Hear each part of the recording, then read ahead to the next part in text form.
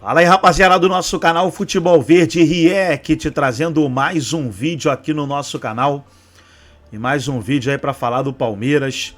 Palmeiras que perdeu para o Flamengo ontem, né? 1 a 0. O resultado poderia ter sido melhor se o gol não fosse anulado, né? O segundo gol do Palmeiras, com aquela linha traçada lá, complicada aquela linha. E menos um campeonato, né?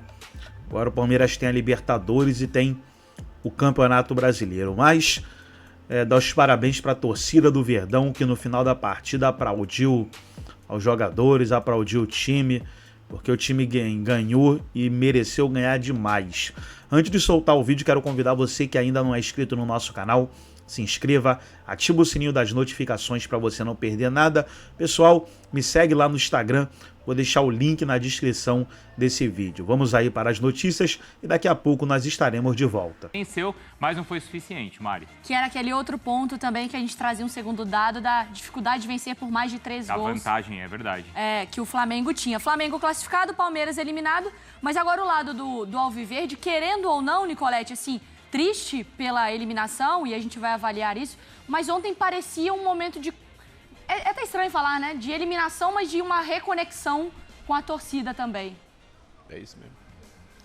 É isso mesmo, Mário. Um beijo pra você, abraço a todos os companheiros, fãs de esportes. Além dessa reconexão, né? O palmeirense saiu ali com a sensação que o time deu sinais que vai se recuperar. A curva está subindo novamente depois desse momento de baixa, 3 derrotas consecutivas, 4 jogos sem vencer na temporada.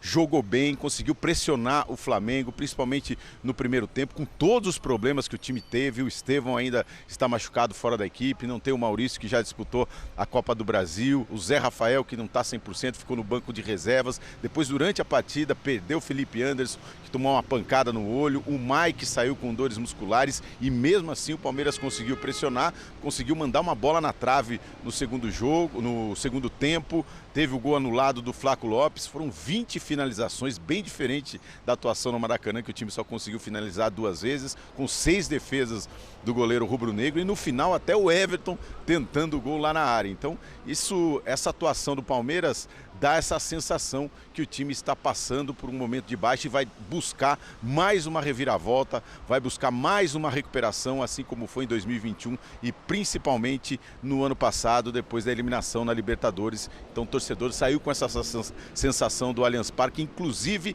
aplaudiu o time após a eliminação. Palmeiras que voltou a vencer o Flamengo, como você lembrou aí, desde 2017 não vencia o Flamengo no Allianz Parque jogando em casa, então conseguiu a vitória, mas está eliminado da Copa do Brasil. Próximo jogo, mais problemas para o técnico Abel Ferreira. A gente citou aí esses jogadores machucados, o Felipe Anderson com essa pancada no olho e até o Veiga, que saiu muito desgastado da partida. Então fica aí a dúvida qual será a estratégia para esse jogo contra o Flamengo no Maracanã pelo Campeonato Brasileiro, porque semana que vem tem o confronto contra o Botafogo, também no Rio de Janeiro. Obrigada, viu, Nicolete, pelas informações também. A gente volta a conversar e na tela a gente tem, então, as finalizações do Palmeiras contra o Flamengo nos 2 jogos. E aí a diferença também do que foi o desenho dos 2 jogos, né? É que o placar foi diferente, o Flamengo foi mais efetivo quando teve também um número maior. Na ida com 2, na volta 20. No jogo de ida nenhuma certa e no jogo de volta 6 certas. Eu queria te ouvir, Mário Marra, sobre o jogo. Foi o que você esperava do comportamento do Palmeiras, do comportamento do Flamengo, de como o jogo se desenhou? Bom, primeiro que sim, parece enfadonho que a gente repete uma frasezinha quando muda a competição, né? Característica da competição. A Copa do Brasil vai fazer isso, né? Às vezes jogos completamente diferentes, porque um está estudando o outro num comportamento que vai terminar, em uma competição que vai terminar para um dos dois daqui a pouquinho. Né? Uma semana depois. Eu realmente fiquei surpreso com como o Palmeiras conseguiu botar o Flamengo lá para trás. O Flamengo teve muita dificuldade para jogar. O Palmeiras, a gente já tinha falado aqui, né, que o segundo tempo do jogo contra o Palmeiras, ainda que é uma amostragem muito pequena, 45 minutos, contra o Inter, né? Que aquilo já seria uma reconexão de time, que daria ali um alento, uma esperança. mas a concentração dos jogadores do Palmeiras, o que o Palmeiras fez no primeiro tempo, o Palmeiras fez no jogo, né? É que depois, na reta final, o jogo mudou de característica, foi muito legal. O Palmeiras muito em cima, acuando o Flamengo de uma forma que eu não tinha visto na temporada. Alguém vai falar assim, mas aquele jogo do Bahia e tal. Não foi do mesmo jeito. Ali o Flamengo até fez uma opção. Vou jogar um pouco mais atrás, vou ganhar a bola e vou assustar o Bahia em jogada de contra-ataque. Com mudanças no Palmeiras, né, com Caio Paulista, que com liberdade para jogar, com essa característica ofensiva, é um jogador que vai render melhor. E para ele render melhor, é bom que tenha o Veiga um pouco mais recuado e que acesse o Caio, a gente está falando nele ou ele lá, participando. Com 3 zagueiros, eu achei o Palmeiras muito bom.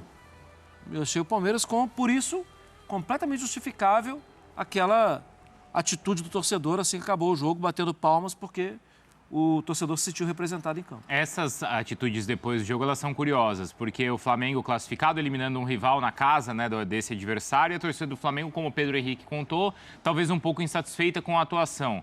E o palmeirense, apesar da eliminação, aplaudindo o time. Faz sentido isso, Donk? Faz, para mim faz. Considerando o que o Palmeiras apresentou, o desempenho de ter feito, para mim, principalmente o primeiro tempo. A primeira metade do primeiro tempo foi um sufoco absurdo que o Flamengo sentiu. Ali parecia que o Palmeiras já reverteria o cenário e talvez abriria vantagem. Ainda no final do primeiro tempo, viu o Flamengo conseguindo respirar um pouquinho mais, mas considerando o peso do jogo, a resposta que o Palmeiras deu, o Palmeiras teve a centímetros de levar essa decisão para os pênaltis. Lembrou, acho que esse início aquele do Palmeiras e São Paulo, do Paulista, lembra? Que a gente vai até para a Bafa para voltar o resultado, Isso, né? E que a gente até avaliou aqui na época, e o Dudu contou isso pra gente, que talvez tenha sido a melhor atuação do Palmeiras, né? Exato. Do Abel. E a gente também não pode esquecer o episódio do CT e tudo mais, o quanto que também para a torcida demonstrar o carinho, o apoio que está junto com o time nesse momento. Só que eu ainda acho que na soma de 180 minutos o Flamengo foi melhor. Para mim, o domínio do Flamengo no primeiro jogo, ele é superior ao mais evidente. Foi mais evidente. E também tem o fator que o Palmeiras dominou o jogo porque ele estava em desvantagem. Isso não pode ser ignorado. E o Flamengo exerceu esse domínio dentro de um contexto em que o Palmeiras exerceu esse domínio dentro do contexto que ele precisava ir. Eu gostei muito das respostas também do Abel para a escalação. Com 4 homens por dentro, ali com o Veiga, o Felipe Anderson, Rony e o Flaco Lopes. O Veiga tendo muita liberdade. O Flamengo não conseguiu encaixar a marcação dele no primeiro tempo. Com os dois alas sendo os caras que dando profundidade. O Caio Paulista fazendo um bom jogo pelo lado esquerdo. O lado de esquerdo da defesa do Flamengo, muita dificuldade para cima do Ayrton Lucas.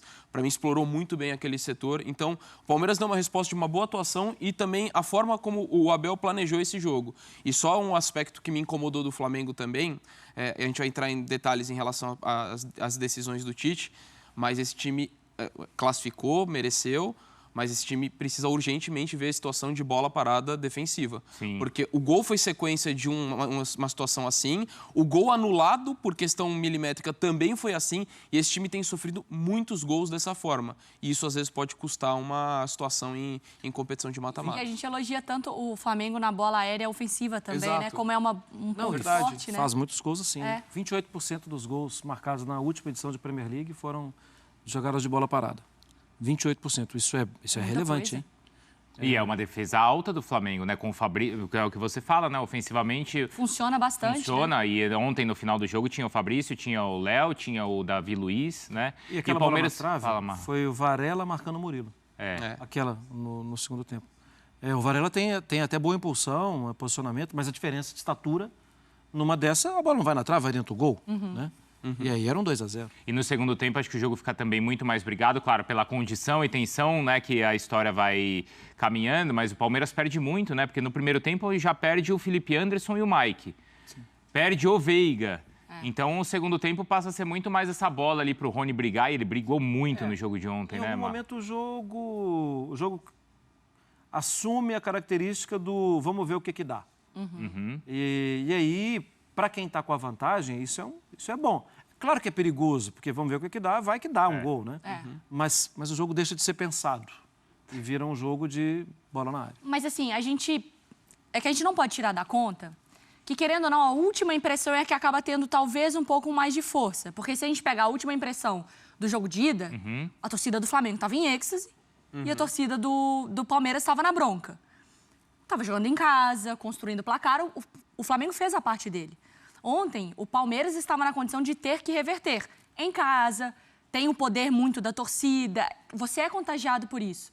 Criticar demais o Flamengo também não é pesar um pouquinho a mão? O Flamengo eliminou o Palmeiras no Allianz Parque. Então, Mesmo sem o resultado, mas assim, ele vai decidir na casa dos caras e consegue a classificação. Eu concordo, mas eu pondero.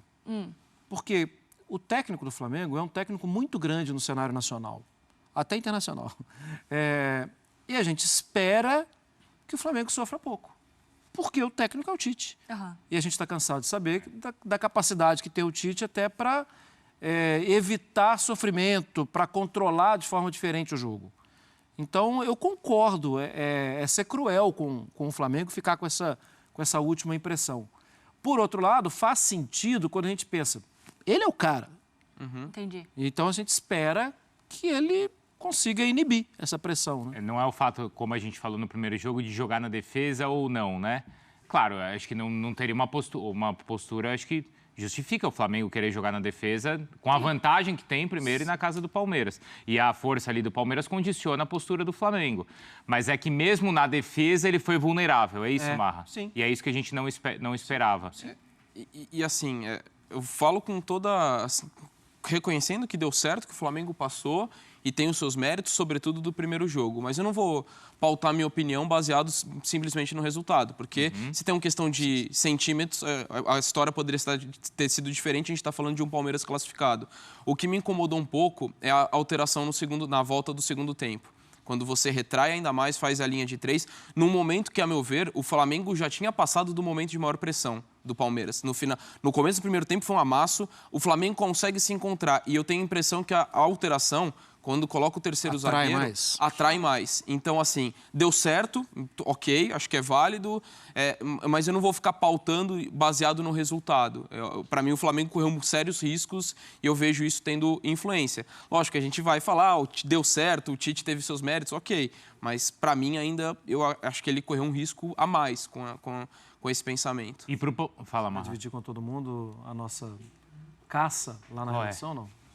Lá na redação? Não, a gente estava tentando entender ali na redação, porque no começo do jogo o Gerson começa bem pelo lado direito, como um ponta mesmo, né? Pelo lado direito. Aí, em determinado momento, ainda no primeiro tempo, depois desse sufoco todo, em um dos momentos em que a partida para, o Tite chama o time e o Gerson muda de posicionamento. Né, Marra? Aí eu perguntei para o Marra, a gente estava tentando entender o que ele queria com aquela alteração no meio de campo do Flamengo. O fluxo de passes do Palmeiras ajuda a explicar um pouco, né? Para tentar incomodar um pouco mais. Até durante o jogo, né? Um grande abraço ao Rafael Oliveira, destacando a troca de posicionamento, até com o Pedro em algumas vezes, né? Do Gerson mais adiantado. Mas sim, né? Assim, a gente não temos conclusão nenhuma ainda. Até por isso a gente sentiu falta eu falei, deixa eu ouvir a entrevista do Tite para tentar entender esse aspecto tático ali do jogo, né? Mas vale como observação pelo que vem pela frente. E o Pedro, ele não trouxe, não sei se teve essa justificativa oficial do lado do Flamengo.